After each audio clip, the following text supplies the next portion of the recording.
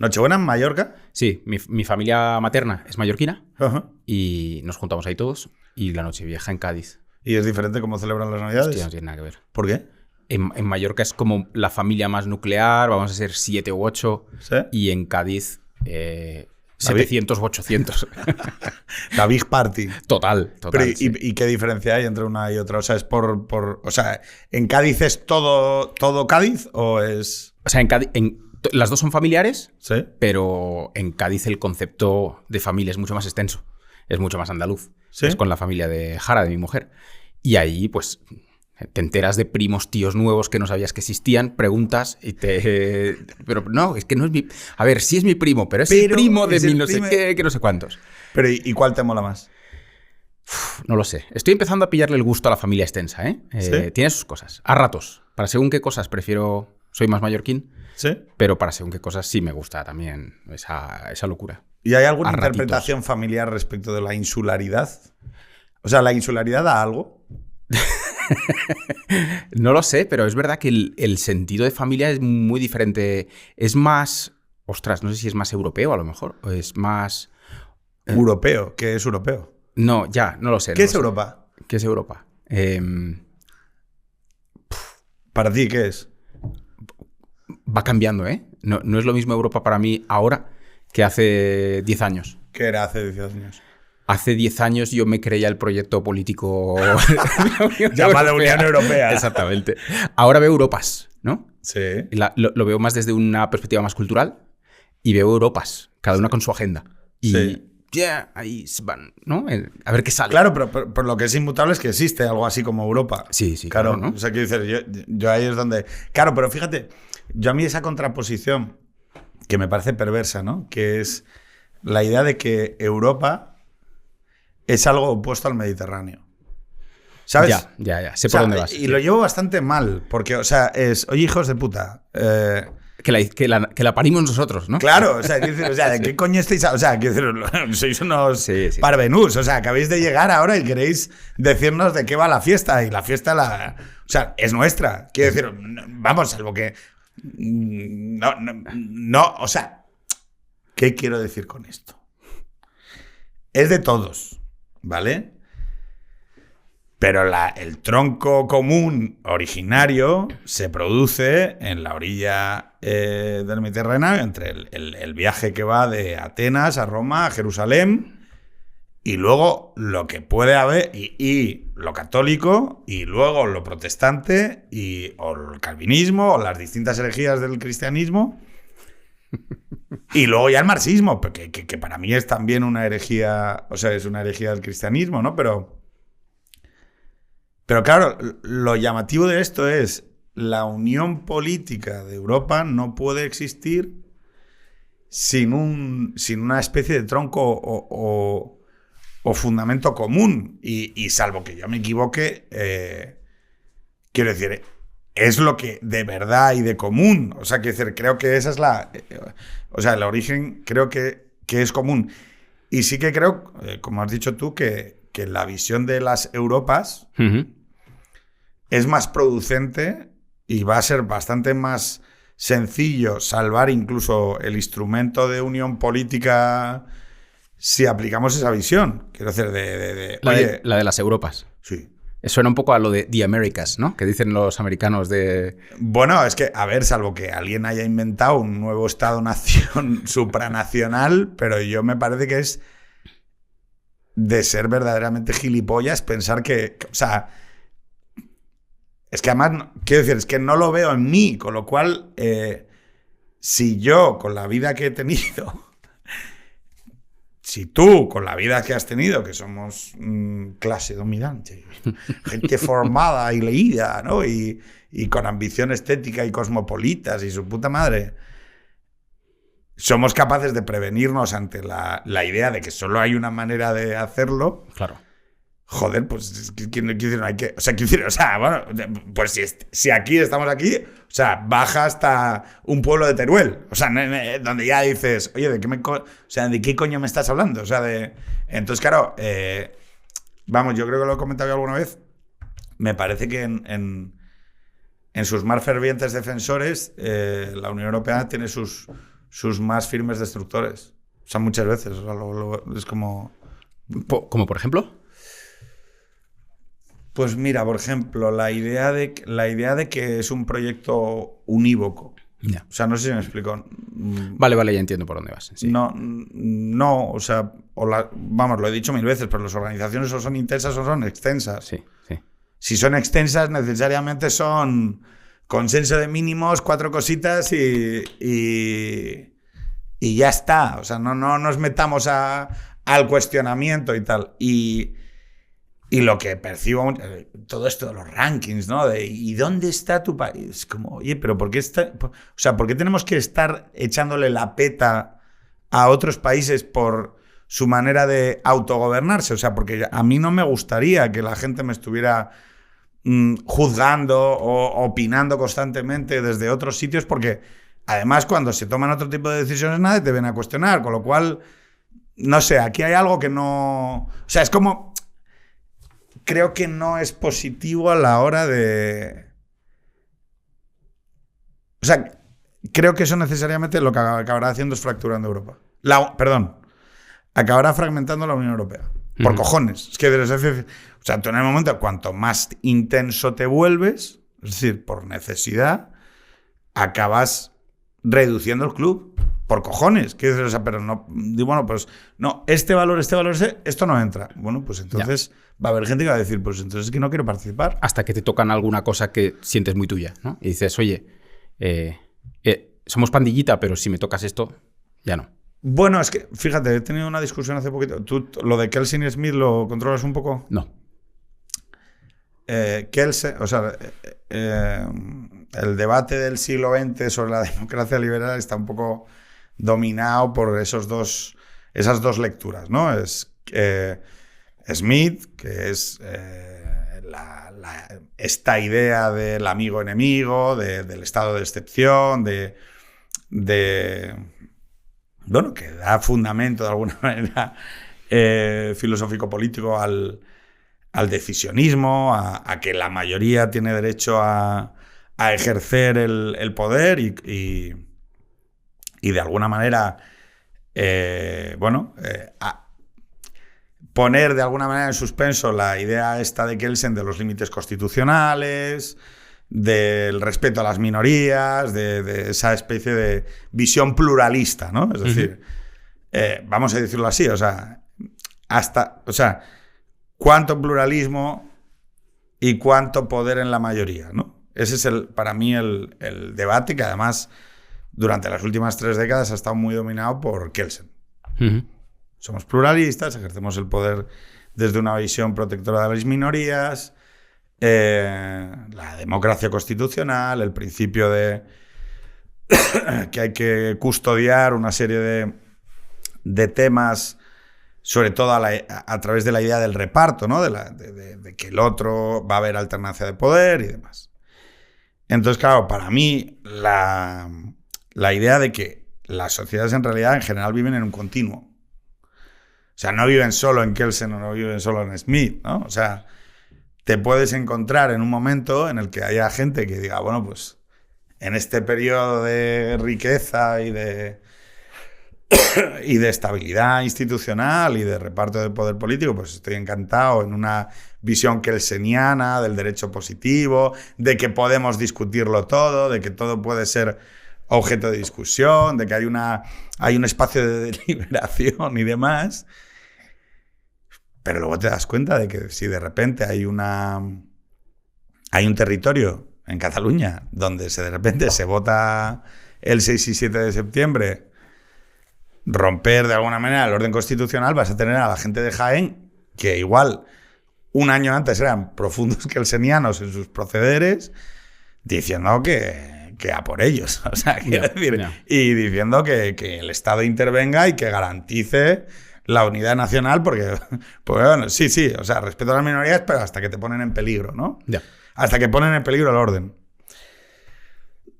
Entonces, creo que muchas veces lo de el europeísmo o determinadas ascripción a determinados valores, muchas veces es un deber ser, ¿no? Es yo soy esto, bueno, hasta que de repente la situación y el contexto cambian y, por ejemplo,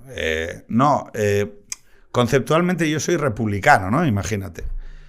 Y yo te digo, ya, pero mira, es que en tu país, que para mí las constituciones son manuales para evitar una guerra civil.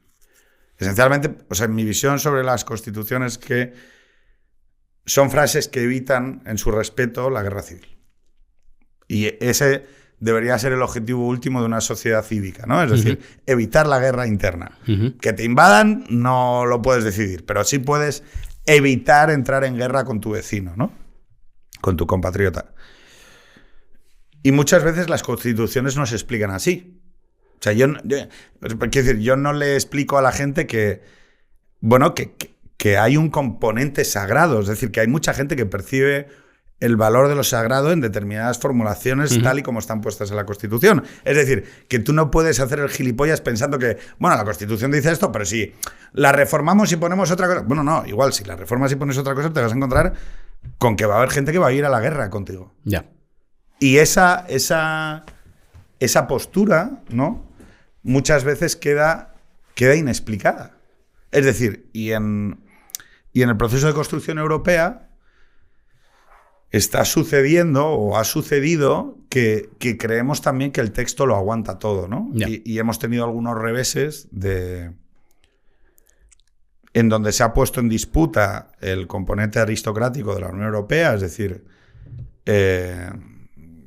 cómo nos deberíamos organizar por la vía de los más altos valores y más altos principios, y cómo eso se lleva a colisión de manera muy rápida con la política representativa popular. Es decir, que hay gente que te dice, no quiero ceder más soberanía a la Unión Europea.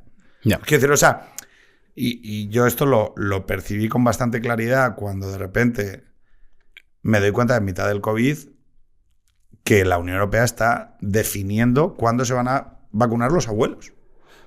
Quiero decir, aquí y eso es algo que realmente distorsiona mucho el fenómeno político. ¿En qué sentido? Que tú puedes cederle a alguien decisiones que te afectan siempre que luego le puedes dar una hostia si no ha cumplido el contrato, ¿no? Claro, sí, que hay accountability, ¿no? Sí. Rendición de cuentas, sí. Llámalo como quieras. Pero bueno, oye, yo, pues mira, si tomas una decisión y sale mal, te pongo la cara como un mapa, ¿vale? Y sin embargo, en la Unión Europea se está de manera muy acrítica, porque además los gobiernos nacionales están encantados.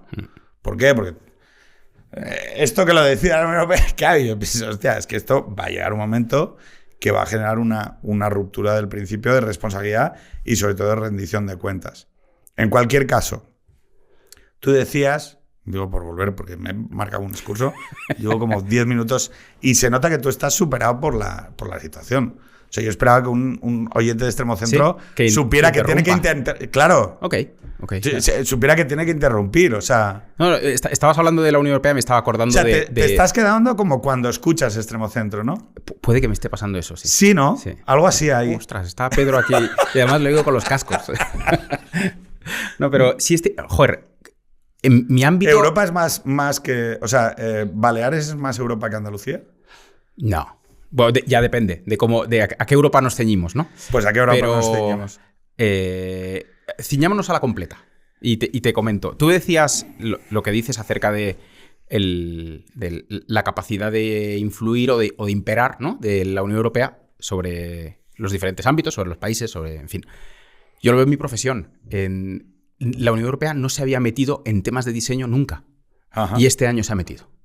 Y Ursula von der Leyen se ha inventado una cosa... ha parido una cosa que se llama la New European Bauhaus, ¿no? que es algo así como, bueno, sabes lo que era la Bauhaus, ¿no? Fue una escuela de diseño previa a la Segunda Guerra Mundial donde se unifica arquitectura con artesanía, con las artes, es un poco el charco del que nace ese ser que es el diseño, ¿no? Que es una creación pensada para ser industrializada. Bueno, pues la Bauhaus fue mucho y fue muy importante. ¿Había premisa moral en la Bauhaus? La Bauhaus es la modernidad aplicada al diseño. Había una cierta premisa. 29, quiero recordar. ¿29? No, 19, perdona. Y había una premisa, no, es 29, perdóname, que era, tenemos que ser capaces de crear cosas que sean industrializables porque así pueden llegar a las clases más currantas, ¿no? Los objetos que tenemos ahora son de lujo, cuesta mucho hacerlos, se hacen artesanalmente y no llegan a los pobres. Para hacer, pues parte del momento, ¿no? Ese momento es 19, ese momento de...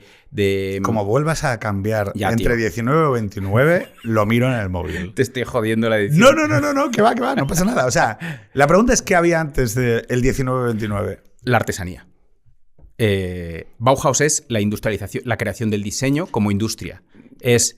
Yo sé, o sea, quiero decir, yo te estoy entendiendo, pero vamos a explicarlo así. ¿Por qué no había diseñadores antes de la Bauhaus? Había gente que hacía cosas sueltas, pero no lo había porque no había industria, capitalismo aplicado a eso. Porque no había producción en serie. Y entonces yo tenía una silla Luis XVI, que ¿quién la hacía? Un artesano. Un artesano. Sí. Pero entonces alguien decía en la corte de Madrid, oye, yo quiero una silla Luis XVI. ¿Y qué pasaba? Pues o te traías al artesano o formabas a uno de aquí. Y había unas cosas que se llamaban, algunas de ellas, las reales... Fábricas de... Claro. ¿De qué? Reales fábricas de tapices, de cristales, de... En fin, de hojalata, de un montón de cosas. De metales, sí. De cristal, de porcelana, de azulejos, de piedras. Sí. Es decir, ¿y esas qué hacían esas reales casas? Hombre, trabajan para la corte.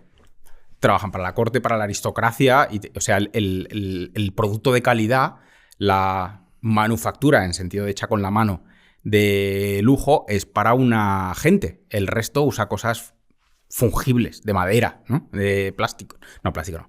De nada, que se deshacen. Entonces, ¿había belleza en lo que utilizaba la masa antes de la Bauhaus? Depende de cómo lo veas. Perdón, nosotros podemos percibir belleza, sí. Pero la persona el herrero o el carpintero sí. que trabajaba la cuchara o la mesa o la tal, ¿había una noción sobre ¿debo incorporar belleza a mi diseño de esta mesa? Hombre, a veces sí, no siempre. A veces sí. Hay un... Pero pregunta, ¿qué añadía la Real? Perdón, es que estoy intentando explicarlo todo. A ver. ¿A dónde me quieres llevar? No, está bien. Estamos llegando a la Bauhaus, sí. ¿Vale? Entonces, antes había una separación muy clara entre esos artesanos, sí. Con que alguien se vaya al Palacio Real o a los reales sitios, ¿vale? Tiene ahí piezas de sobra, los relojes, sí, ¿no? sí, O sea, sí. tiene las mesas, los mármoles, los tapices, o sea, que le pueden indicar que esos objetos sí que se construían, se diseñaban y se producían para añadir, acumular, aportar una belleza a donde se iban a colocar. Es decir, y a la vida de quienes la iban a ejercer. Sí, el objeto, ya entiendo por dónde vas. Y es cierto. Y esto se lo carga el mismo año que nace la Bauhaus, 19, se lo carga Adolf Loos, que es el de Ornamentum y Delito, ¿no? Y es el objeto tenía una narración dentro de sí. ¿Por qué se lo carga? Porque Adolf Loos dice, el ornamento es la mentira, es la falsedad. Es un... ¿Y quién gana? Frente al ornamento, ¿cuál es el criterio por el que tenemos que...? Hombre, gana Loos y gana la modernidad. Y gana la funcionalidad. Y gana la funcionalidad, y gana la producción en serie, y gana la desacralización del objeto. Y el objeto ya deja de tener esencia. Exactamente. Ya y de ahí va el plástico, y de ahí va la ya estás avanzando mucho más de lo que querría. Me lanzo. Vale. Vale, pero entonces, un reloj, una silla. Una silla antes de la Bauhaus, ¿vale? Podía tener un alma, o sea, quiero decir, explícalo con los términos más adecuados profesionales tuyos, ¿no? Dado que te dedicas a esto en el Instituto Tramontana, ¿no? Que es la idea de la belleza. O sea, la belleza por encima de la funcionalidad. O sea, es decir, no digo que estuvieran reñidas, lo que digo es que se entendía como que, o yo entiendo, digo, y corrígeme si me equivoco, como que en esa vamos a imaginaros que hay dos elementos que están disputándose, ¿no? La prevalencia, la premisa. Voy a hablar así, la premisa moral. ¿Cuál es la premisa moral? Es decir, ¿cuál es el para qué último? Es decir, el último o el inicial o el soberano, ¿no? Es decir, ¿cuál es el motor inicial? Y entonces la belleza baja un escalón o dos. Total, sí. Y bueno, tanto que llega un momento en que incluso dice, no, desaparece. Fuera. Hay que hacerla desaparecer. Absolutamente. Es claro, algo burgués. Es aristocrático, es viejo orden, hay que matarla. Sí. Lo ves en las vajillas, ¿no? Una vajilla de hace 100 años es una sacralización del acto de comer. Lo que vamos a hacer es algo bonito. Es un ritual, claro, que requiere... Y está muy por encima de la alimentación o de la nutrición. Es mucho más trascendente. Nos hemos sentado, ¿no? Nos hemos servido y ahora damos gracias a Dios y comemos. Perdón. Los cubiertos de plata. Claro. ¿Cómo? Sí, o sea, cubiertos de plata. ¿Qué? Claro. O sea, comer... Claro, metales preciosos puestos ahí. Comer con un tenedor de plata. Oye, pero esto no tiene ningún sentido. Hay un ejemplo que me flipa, que esto es mega barroco italiano.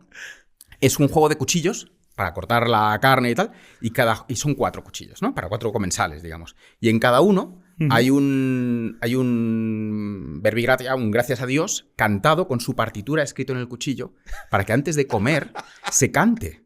Entonces, es una polifonía. O sea, cada uno canta una historia. Y escuché la grabación hace poco, un coro la reprodujo. O sea, te ponía la piel de gallina. ¿Cómo te vas a comer? O sea, el acto de comer se ha multiplicado por 6 en su importancia, o por 10. Es algo sagrado, es algo importante. Luego vi el diseño que había hecho la escuela de Ulm, que era de la Bauhaus, de una cocina, y era como un comedero de animales, pero a otra escala, donde o sea, era nutrición, alimentación, pero no era el acto de sentarse en una mesa. Entonces, el diseño moderno desacraliza la vida. Exacto. Ya me estoy lanzando. No, que va. No, pero sí, estamos muy alineados, sí, ya lo sabes. La jerarquía la ejerce la funcionalidad. La industrialización, la necesidad de proveer de objetos más funcionales para la masa, está bien que así sea. Oye, quiero decir, a mí me parece bien, ¿no? Pero de ahí se produce el borrado de una parte de la propuesta en torno a la vida, para mí.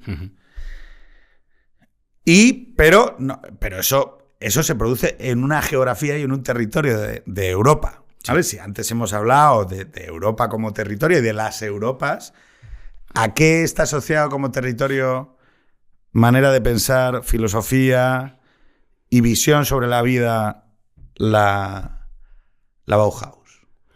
Es profundísimamente protestante.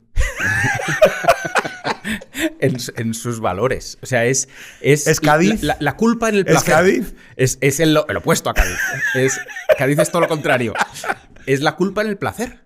Yo tuve esta epifanía, la tuve yendo a la escuela de Ulm, que es como un templo, he estado hace poco además con los alumnos, y pues un sitio flipante porque ahí se han diseñado muchas de las cosas, es el nacimiento de mucho del diseño que tenemos hoy en Apple. ¿Por qué es importante Ulm? Explícalo, anda. Ulm es importante porque ahí confluyen algunos de los diseñadores más importantes del siglo XX y ahí se pelea en un despacho una cosa tremendamente... O sea, ahí se monta un pifostio una vez en un despacho que cambia la historia del diseño.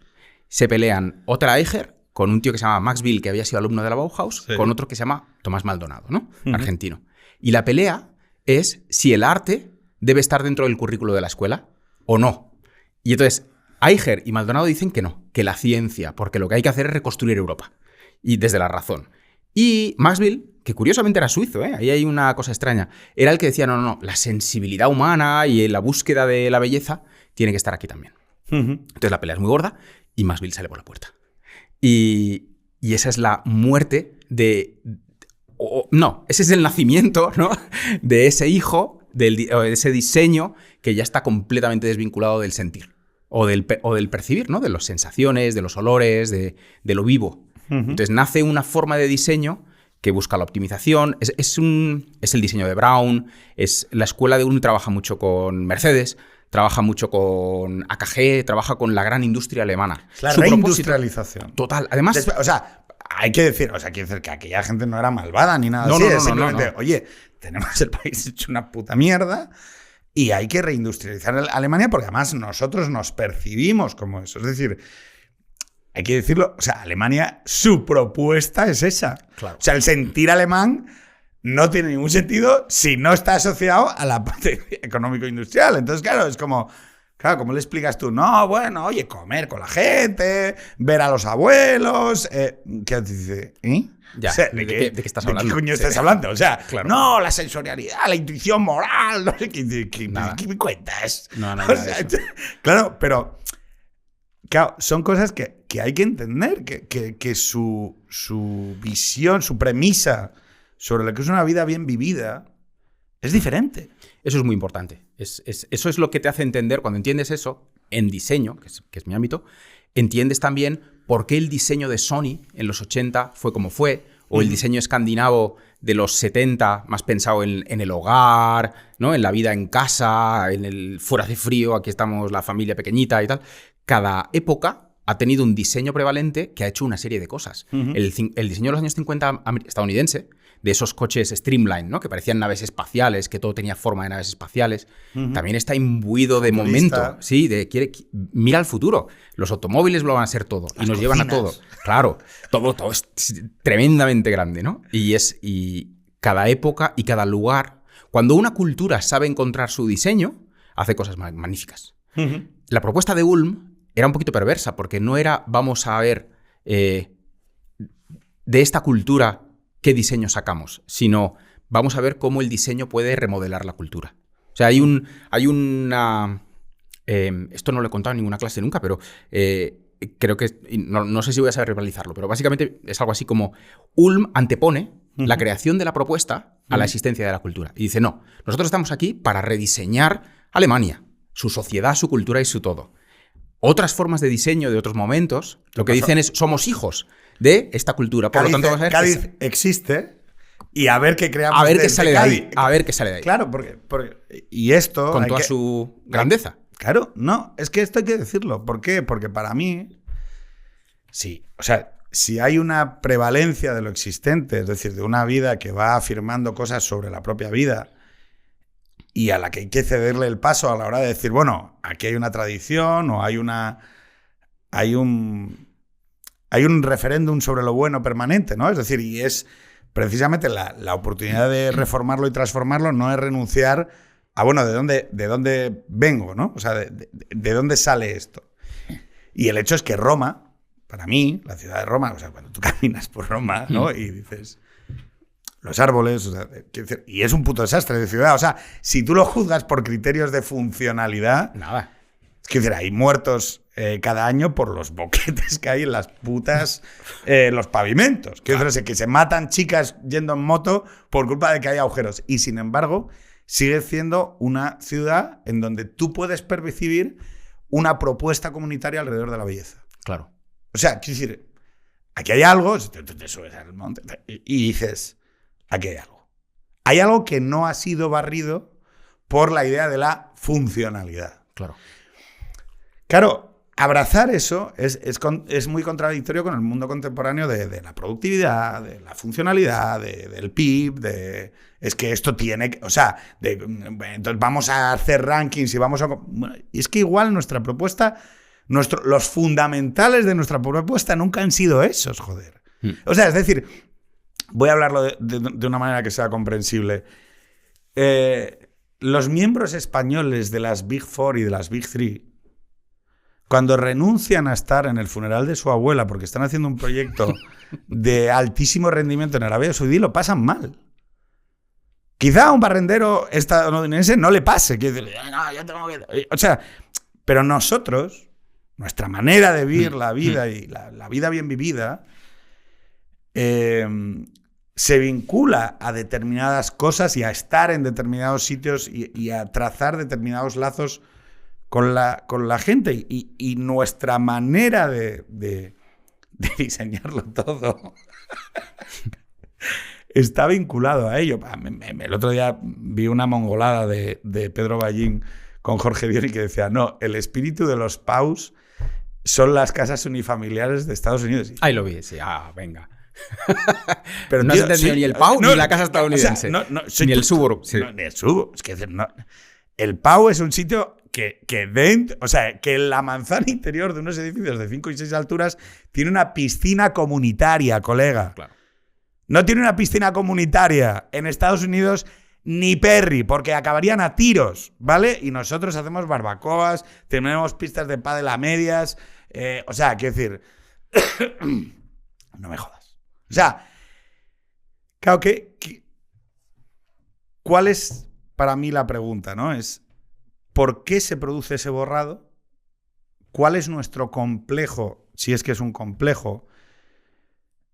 ¿Por qué de repente percibimos en Tangana y percibimos en el Tiny Desk, no sé si lo llegaste a ver, sí lo vi, sí. La mesa, la botella de ginebra, claro. la madre de Tangana detrás con sus 3 hermanas, el me maten?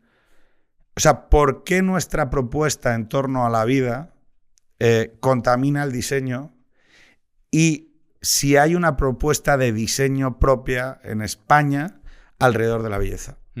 O sea, digo, entendiendo que la propuesta que se nos ha dado sobre la Bauhaus es legítima y que si hay algún momento para volver a hablar sobre propuestas de diseño es ahora, porque la Charolén, la Bondercharo, perdón,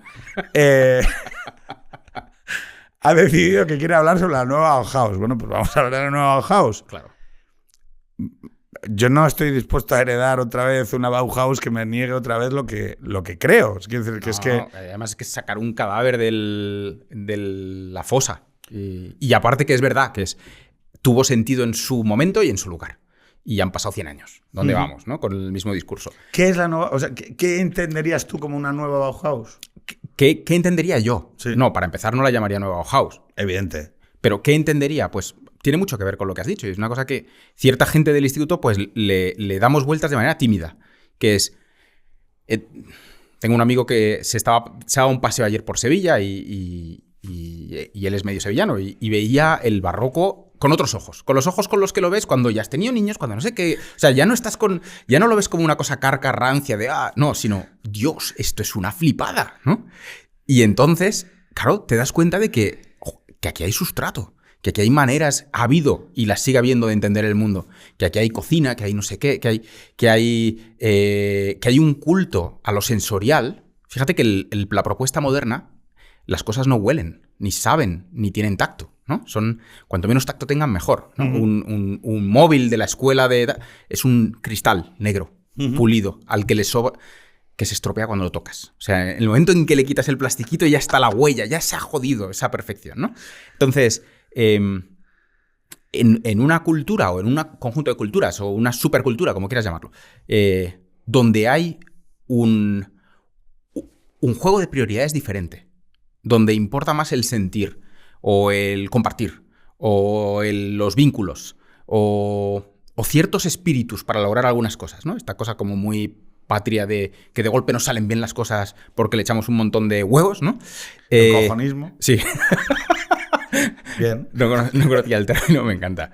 Y a mí el balón sabino que los arroyo, que es una cosa que dice un jugador de fútbol, no me acuerdo contra qué selección, que nos lo diga la gente en comentarios. Pues eso. Entonces, de todo eso, ¿qué sacamos, no? Destila todo eso. ¿Qué sale? ¿Cuáles son los valores? ¿Cuál es el uso? Porque claro, esto no va de, no, venga, pues vamos a volver a los retablos y vamos a volver a las sillas antiguas. No. ¿Qué podemos hacer con lo digital? Con todo esto. ¿Qué tecnologías podemos crear, no? Estoy sonando un poco a Mediterráneo digital, en realidad. Sí, o sea, bueno, es que me hace gracia porque para este tiempo de post o de capitalismo tardío y de posmodernidad reificada, deberíamos ser capaces de acudir a una propuesta o una síntesis propia a la hora de contestar a esta cosa extravagante de que no hay que tener hijos, de que tenemos que ser seres solitarios, preocupados por el clima, ¿no? Es decir, porque además, quiero decir, no tengo ninguna duda de que eso no va a triunfar, porque es una marcianada que no resuena con nada de lo que es nuestra propia vida ni nuestra manera de vivir bien. Pero sí que creo que precisamente porque la propuesta anglosajona cultural ha llegado a su cenit y está en retroceso, quizás es el momento de volver a sentarse y decir, oye, coño, vamos a proponer. O sea, vamos a hacer propuesta, coño. Sí. Que no pasa nada. Aquí siempre, cuando había una música anglosajona que triunfaba en todos los países de Europa, aquí se seguía escuchando pachangas, se seguía escuchando Chayanne. Me gusta mucho, por ejemplo, una cosa que me hace mucha gracia, que es que a día de hoy una de las estructuras que más vínculos con Latinoamérica genera entre la gente joven son las batallas de gallos. Hostia. No sé si las conoces o las sigues. Las de rapeo raperos, o vale. Las de raperos, pero de darse de leches. Sí. Entonces, claro, es precisamente a través de la tecnología lingüística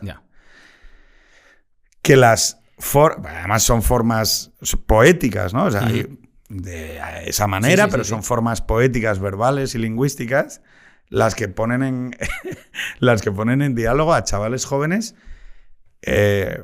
con un interés común alrededor de la lengua. Claro. Y de la música, y del arte, y de la cultura, ¿no? Y están todo el rato para adelante y para atrás, consumiendo youtubers, consumiendo contenidos. Nuestros youtubers se consumen muchísimo en Latinoamérica, es decir, precisamente porque tenemos una lengua común, es decir, hay un espacio de iberofonía, ¿no?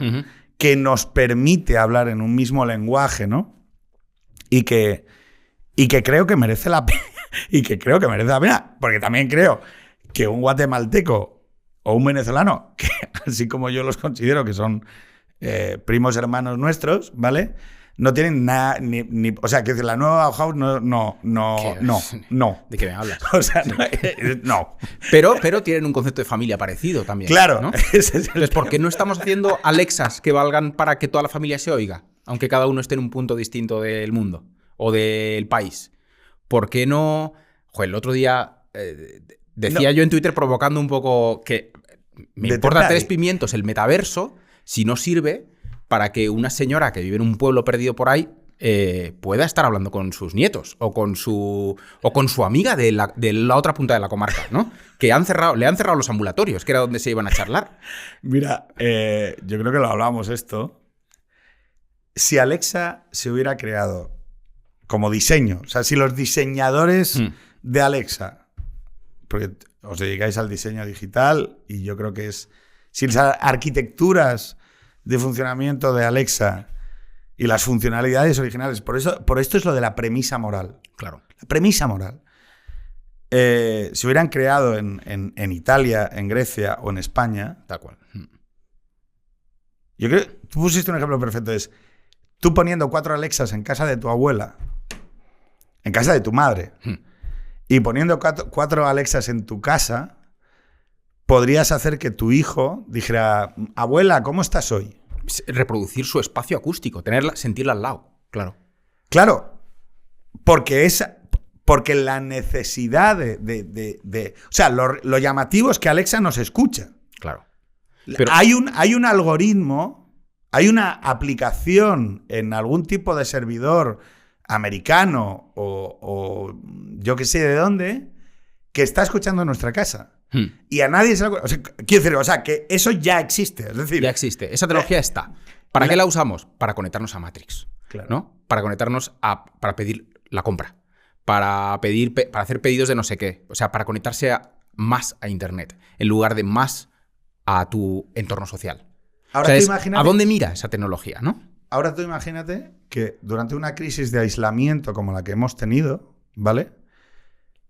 Como en nuestros diseñadores nunca ha estado la premisa moral, porque se crean y se crían y viven en torno a un paradigma y a una premisa moral diferente, ¿no? La productividad, el paradigma de lo productivo, esto, la monetización. No, explotar los datos, ¿no?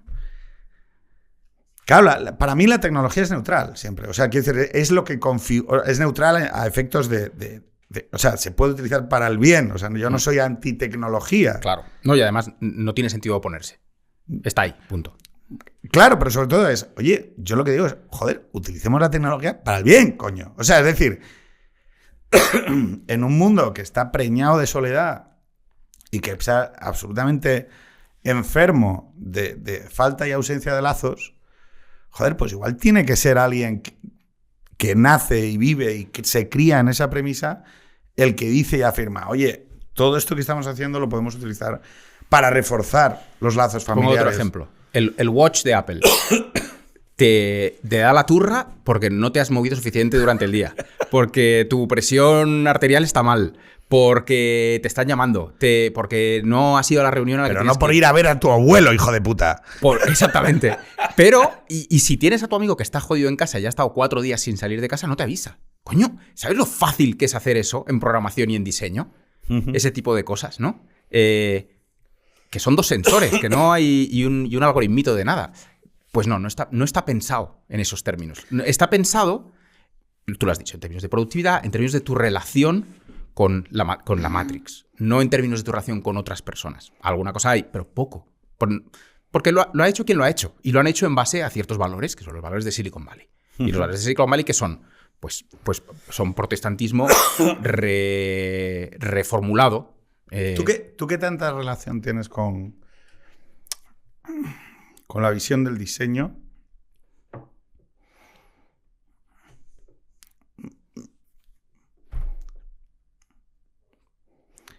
¿Por qué dejamos de disputarlo? Es decir, ¿qué es lo que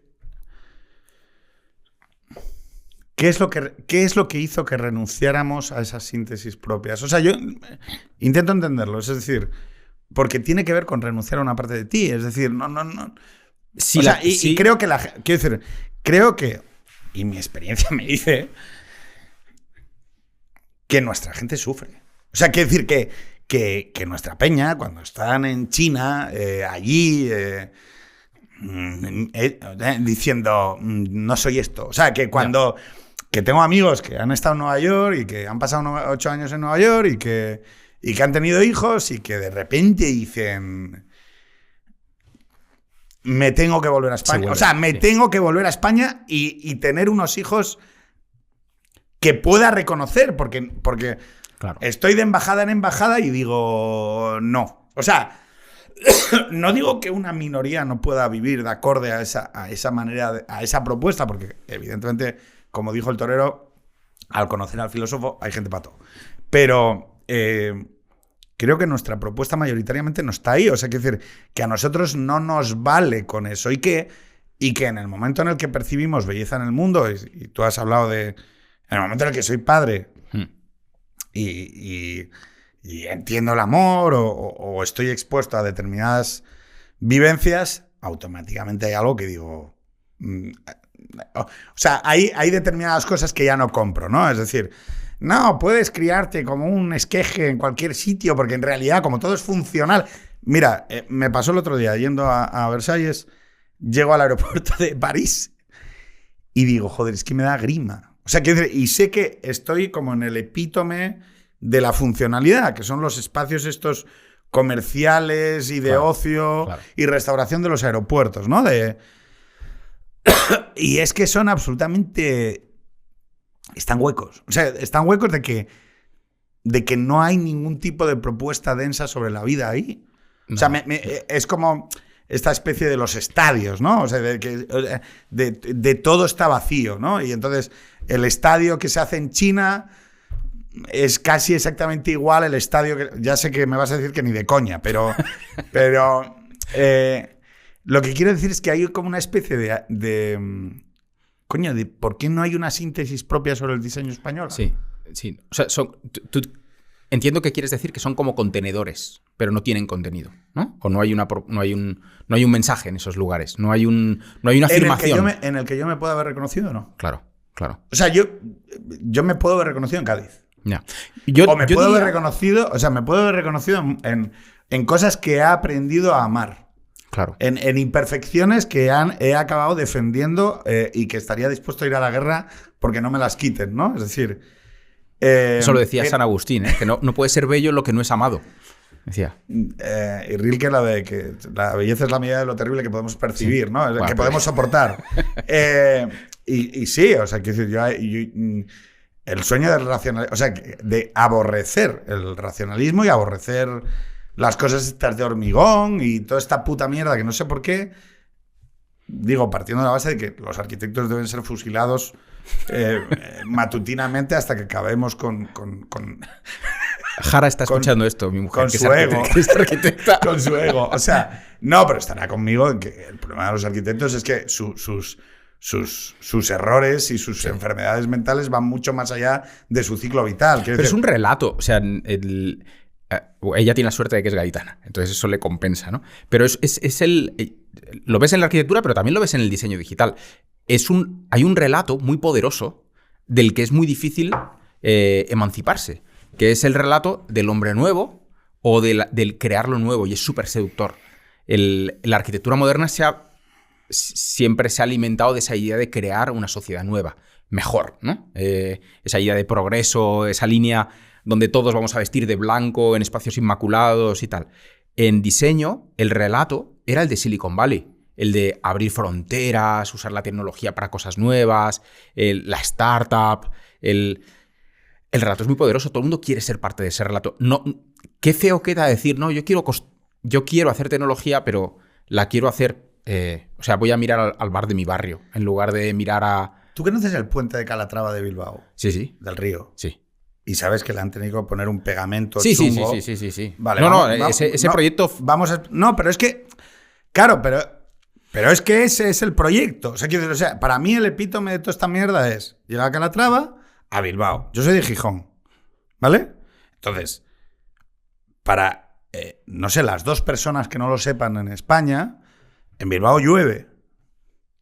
Llueve, ¿no? O sea, y entonces a Calatrava, en Bilbao, que llueve, le piden un puente peatonal, no un puente para verlo, un puente para cruzarlo, que supere la ría.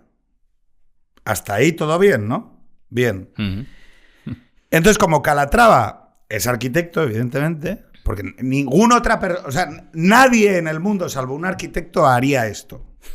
O sea, no, es que hay que ser así. O sea, quiero decir, además hay que ser un arquitecto reputado para hacer este tipo de error. O sea, Calatrava escoge los materiales y diseña el puente, y resulta que el puente... Digo, en Gijón otro arquitecto hizo enfrente del Teatro Jovellanos un ¿cómo se llama cuando? Joder, un mosaico enorme de piezas de mármol enorme, ¿vale? Que también cuando llueve se convierte en una pista de patinaje, ¿vale? O sea, quiero decir, o sea, no es solo Calatrava, o sea... Sí. Bien, entonces, escoge los materiales y el puente, cada vez que llueve, produce rupturas de piernas, viejas que se rompen la cadera, gente que se cae y se rompe una muñeca y demás. Eso, en un tiempo lógico y sensato, haría que el monarca cogiera al arquitecto, le cortara la cabeza, colgara su cabeza en una pica y dijera, bueno, oye, el siguiente arquitecto que lo haga mejor. Pero como no hacemos eso, entonces tenemos que echar como una... que lo que falla es Bilbao. ¿No lo veis? Que es la ciudad la que falla. Falla Bilbao. Esto es como los higienistas de principios de siglo que decían que el aspirador lo iba a revolucionar todo, ¿no? Y que había que aspirar las calles, aspirar los animales y aspirar a las personas, que también sobraban, ¿no? Claro, pero es la típica cosa de decir, oye, tío, vamos a ver. O sea, quiero decir... no, o sea, hay un momento en el que uno renuncia a la realidad. Claro. Y al ser humano. Sí. Hay un sueño con una forma en la mente de un arquitecto, ¿no? Con formas puras, es muy platónico todo, ¿no? Esferas, cuadrados... La otra, que para mí es la otra, que yo creo que hubo un tiempo en el que incluso se llegó a hablar aquí, es que los japoneses, que fíjate que tienen una propuesta comunitaria en torno a la belleza, pero mucho menos respecto a la dignidad del individuo. Es decir, que no son católicos, no son mediterráneos, no son europeos, ¿no? Y entonces llegó alguien y dijo, bueno, Precisamente el debate... Bueno, vamos a ver en qué distancia mínima puede vivir un individuo en un hotel. Y vamos a hacer hoteles burbuja. Y es como... No. O sea, yo estoy dispuesto a que eso no sea... No. Ya. No porque además, a ver si vamos a entender que la dignidad es ese sitio donde uno puede comer, cagar y ducharse. Claro, en mi propuesta no es así. Es más, si es una casa para vivir solo, es que para mí no es una casa. Claro. No, de la misma manera que si un trabajo no permite formar una familia, no es un trabajo, es un hobby. Pero entonces está bien planteado. Si no es una casa, lo que es un dispositivo para sobrevivir dentro de él, ¿no? Un dispositivo de supervivencia. Como los que te montan, ¿no? En campos de refugiados y tal. Claro, pero yo hay cosas que quiero impedir. O sea, no quiero que existan. Claro. Concédeles a los japos que parieron también todo un discurso en torno a la belleza muy bonito, que es el del wabi-sabi, que es bello aquello que está entre todo está entre la vida y la muerte. Aquello que muestra su vida es bello. Y la muestra desde el desgaste, desde la rotura, desde la imperfección. Y, joder, eso es súper mediterráneo también. Eso lo es. Sí. Y hay varias cosas ahí de los japoneses que yo creo que son propuestas maravillosas también. Este tema que tienen de cultivar piedras, o sea, no de cultivar piedras, sino esta especie de buscar piedras que representen la belleza, no esculturas, piedras esculturales, ¿no? Uh-huh. Y luego también tienen otra maravillosa que es la de esto de reparar una porcelana rota con oro. Con oro. Kintsugi se llama, ¿no? Sí. Hostia, que es muy bonito. Es muy poético. Claro, es muy poético. Es una vasija que ha sido rota, voy a repararla con oro y ese objeto imperfecto voy a convertirlo en una joya. Es el perdón. Exactamente. Son los matrimonios. Tal cual. Sí. Es a través del oro del perdón que el matrimonio se convierte en una cosa infinitamente más elevada, ¿no? Nos queda muy poco tiempo, ¿vale? Tanto que yo creo que estamos en tiempo de descuento ya. Y tú, que eres oyente de Extremo Centro, habrá más veces. Vendrá aquí Antonio Bórquez. Hablaremos con más detalles sobre la propuesta de belleza y sé cómo se relaciona la propuesta de belleza con la dimensión trascendente de la vida. Muy bien. Cuando quieras. Porque la funcionalidad es hoy, la trascendencia va más allá de mí, ¿no? Es decir, y yo creo que hay algo ahí también en la pérdida de lo trascendente y en la pérdida en la secularización que te lleva a... O sea, que no sé si se puede... O sea, no sé si se puede contestar con una propuesta de belleza sin acudir a lo trascendente o al pensamiento trascendente. No lo sé. O sea, quiero decir, yo puedo a través de mis hijos, quiero decir, pero mis hijos son trascendencia, con lo cual no tengo del todo claro. Pero bueno, traeremos un cura, ¿vale? Para discernir entre las propuestas, ¿vale? Muy bien. Y sabes que hago normalmente dos preguntas. La última es que le recomiendes a la gente un libro, un disco, una peli, una serie, un texto, una novela, o lo que quieras, que creas o un ensayo, que creas que habla sobre lo que hemos dialogado, ¿no? Muy bien. Pero la penúltima pregunta es... en tanto en cuanto los has conocido, ¿vale? A Carmen, Manel y Adrià. Sí. Si hubiera que entrar en guerra con Europa, o sea, en torno al concepto de la nueva Bauhaus europea. ¿Con o contra? Contra Berlín. Vale. ¿Vale? Si Berlín quisiera invadir con su nueva Bauhaus europea nuestras fronteras, sí. ¿Cuál de mis hijos crees que está más preparado para dar la batalla? Ay, no los conozco. ¿Quién cumplía años el otro día? ¿Manel? Adrià. Adrià era el más visceral, ¿no? Sí. Pues entonces no cabe ninguna duda. ¿Y tú le mandarías a...? Pues eso es distinto. ¿Tú crees que la belleza merece una batalla? Merece un programa, desde luego, eso. Qué complicado. Justo hoy estábamos hablando de la liberación de cuando Felipe II libera Viena, ¿no? Uh-huh. De los otomanos. No gana nada con eso, en realidad. Y es casi visto un poquito poético, podría ser eso, ¿no? Hombre, ninguna vida merece matarse por una cosa así. Pero en un plano superior, por supuesto, ¿no? ¿A qué hemos venido aquí? Yo creo que la belleza merece defensa, pero no se puede imponer. Muy bien. O sea, eso por la fuerza. Uh-huh. Se puede imponer por la fuerza de su capacidad de persuasión. Claro. Es decir, porque afectes al alma de alguien, porque afectes a su intuición moral y entienda y persiga a través de esa ley moral que que existe en todos nosotros, ¿no? Y que entienda que, como yo creo que entienden la mayor parte de los seres humanos cuando deciden viajar de vacaciones a algún sitio. Claro. Claro. Nadie decide pasar tu tiempo más feliz en Helsinki. Yeah. Quiero decir, puedes ir de la misma manera. O sea, quiero decir, hay algo que celebramos poco,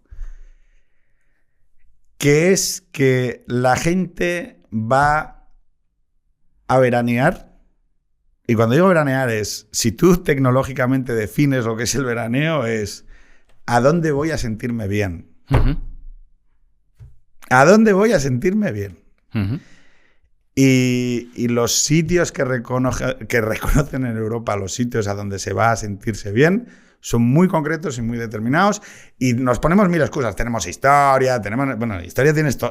Historia tienes también en Norte Europa y hay otras cosas. Claro. Y creo que es bueno reconocer que cuando la gente quiere ir a sentirse bien, van a unos sitios y no a otros. Hombre, y no pasa nada. Claro, que te masajeen el corazón, ¿no? Que es importante. Es muy importante. Libro, texto. Pues mira, te diría que el Omega de Morente, el disco. Ah, sí. Sí, discazo. Sí. Yo lo... 2000... 2000... No, antes porque yo estudiaba en Granada y salió cuando yo estaba en Granada. Te lo voy a mirar, ¿eh? ¿2002? O sea espera. ¿O 3? O sea... vale, pero ¿y por qué? Porque es algo un poco más emocional que otra cosa, pero es como esa manera de entender desde lo emocional una mezcla de cosas. A mí me hizo... Yo desde ese disco llegué al flamenco. Espera. Bueno, yo he estado en un concierto de Enrique Morente, ¿eh? O sea, lanzado al mercado en el 96... Y aquí viene mi confusión. Claro, yo estaba en la carrera. Y aquí viene mi confusión. Reeditado en 2008. Yo lo conocí en 2008. Vale. Y yo me fui a la gira de presentación del tour en 2008. Y por eso es... Sí. Por eso es... Pues yo estaba en la carrera. Estaba segundo año de carrera. Vale. Y yo estudié en Granada. Y eso ocurrió en Granada. Y cuando tocaba con Lagartijanic, la gente le tiraba sillas, ¿no? Era como de... Pero los gitanos indignados de... ¿Pero qué esta mierda?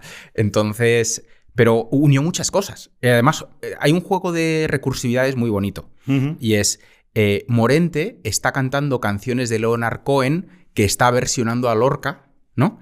Y encima está metiendo samples de poetas, de cantadores que ya están muertos. Entonces, oyes voces de los muertos a la vez que estás oyendo a Leonard Cohen. O sea, es un viajazo uh-huh. tremendo de principio y final, ¿no? Y todo acaba aquí. Y es...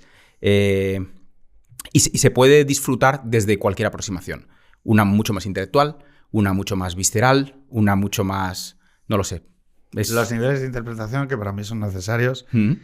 Porque si alguien quiere de verdad, para mí, o sea, a aspirar a ser un creador extraordinario, así como hay una visión sobre la cultura y el arte que es elitista y que te dice, si no controlas los códigos no eres bienvenido, ¿no? Que una parte muy importante del arte contemporáneo está ahí, salvo algunas pequeñas excepciones. Los niveles de interpretación. Hay uno para la masa, hay uno para lo popular, hay uno para la gente. Y luego Kubrick, ¿no? O sea, y luego igual tú puedes ir bajando niveles y niveles y niveles y niveles sin renunciar a la complejidad, pero no porque sea inaccesible es necesariamente mejor. Es decir, y yo creo que ahí es donde alguien que de verdad quiera transmitir y quiera convertir eso que está haciendo en un vehículo de transmisión de belleza, de lo que sea, ¿no? Ser fuerza, ¿no? Primer nivel de interpretación. Vamos a hacerlo bien para que la gente quiera dar el segundo, el tercero, el cuarto, el quinto, el sexto nivel interpretativo, ¿no? Y nada, que nos vemos esta tarde.